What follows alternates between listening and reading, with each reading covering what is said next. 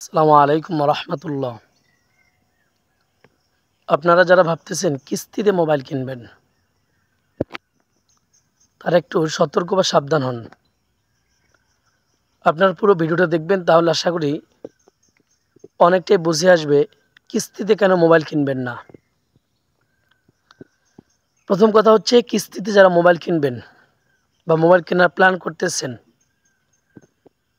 আপনারা কিন্তু অনেকেই সুদকে অস্বীকার করেন বা সুদ গুনাহ এটা মনে করেন বা সুদ খান না। আপনি যখন কিস্তিতে মোবাইল কিনবেন, আপনি সরাসরি সুদের সাথে সম্পৃক্ত হবেন।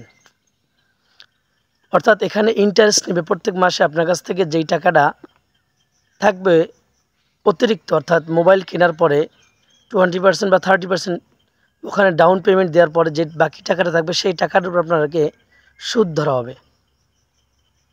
অর্থাৎ আপনার একটা পার্সেন্ট আছে, ওই পার্সেন্ট অনুসারে সুদ ধরবে। আর ভাই, সুদ তো পার্সেন্ট কম ধরুক আর বেশি ধরুক, উভয়টাই তো সুদ।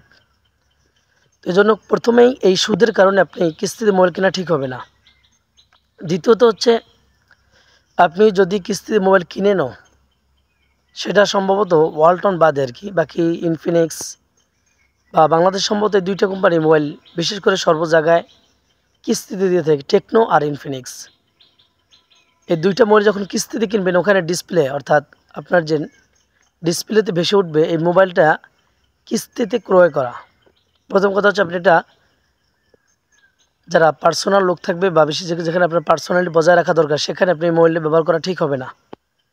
যখন দেখবে আপনি এটা কিস্তিতে মোবাইল কিনে ব্যবহার করতেছেন, তখন আপনার ব্যক্তিত্ব সম্পর্কে বা আপনার গোমর ফাঁস হয়ে যাওয়ার সম্ভাবনা থাকবে। অর্থাৎ আমি যেটা বোঝাতে চাইতেছি, আপনি যে আর্থিকভাবে একটু দুর্বল, সেটা আপনাকে হয়তো সেখানে মানুষ বুঝে নিবে।